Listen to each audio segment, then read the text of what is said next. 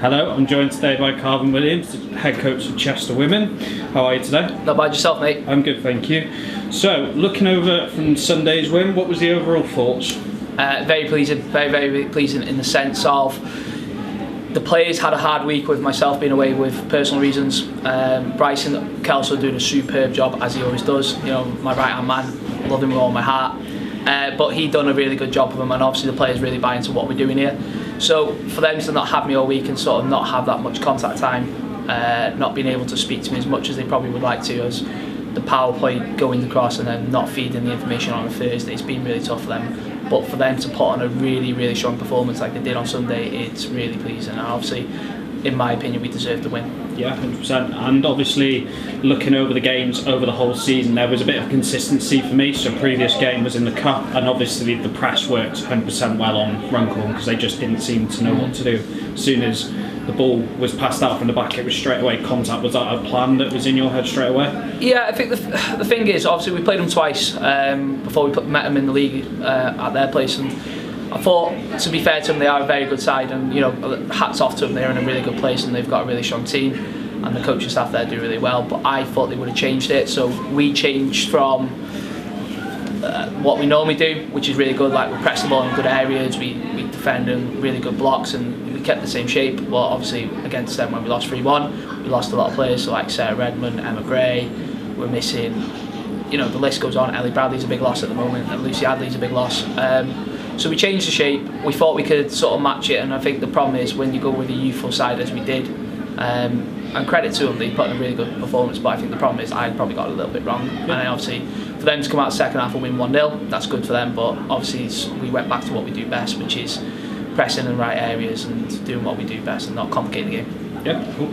And so obviously the substitutions seemed to make a difference, a bit more pace on the wings and things like that. The Runcorn players just didn't seem to know what to do. It was a massively important moment in the game to just take it by the scruff of the neck sort of thing. Yeah, I think the problem, you know, we sort of delayed the substitutions as long as we could. We said to the players at half time, especially being 2-0 up, we said we're not looking to change much in the first 10 minutes or so. What we wanted to do was tire Runcorn out a little bit more, and the players come off the bench. Erin Parr, full credit to her. You know, she's had it not as easy, as played as much as she probably wants to at the moment. But credit to her, she came off the bench, ran the full-back ragged. Yeah. Lola Smith was really good, and look, we got to remember Lola's only 16, 17. Millie Lewis is doing really well in the development squad, and obviously took her chance really well. But then the biggest pull out for me is, and I think she doesn't get appreciated enough, is Chloe Allen. You know, she's 16, came into the midfield against a really strong midfield, and you know, they've done really well. All the players from 1 to whatever number you want to say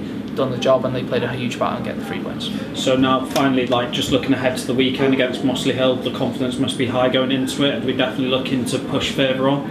I hope so. You know, I don't want to look too much into the reverse fixture where we beat them, and you know, Ellie Bradley got sent off unfortunately that game, but you know, the place got the right result that day.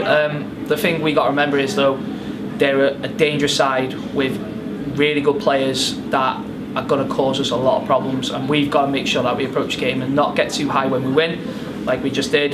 But whatever the result is, we don't get too high when we win, lose, draw, whatever. We don't let the emotions go into it. We've got a big task at hand, and for us, if we didn't drop the points we have done over the previous, God knows how long this season, you know, we'd be in the right title race right now. You know, so I think you got to show a lot of respect to Mosley Hill. As much as we got games to hand on them and we can go above them, we've got to get past this line on Sunday first, and that's the biggest one. And just riding the hurdles of each game, going by each game. Yeah, 100%. I think that, you know, we've got a really tough end of the season, you know, but we're in a really good place. And like I said there, if we didn't drop points as much as we have over the season, but the problem is, I think people have got to realise that the inconsistency of losing a manager at the beginning of the year. I've come in and look, I'm only young, and people might think I'm a bit ruthless, a little bit too much in people's faces, but you know, the group are really bought into what me and Bryson are doing now, and that's what we want. We want players to be who next season, why can't we be the best team in Cheshire? That's what we want.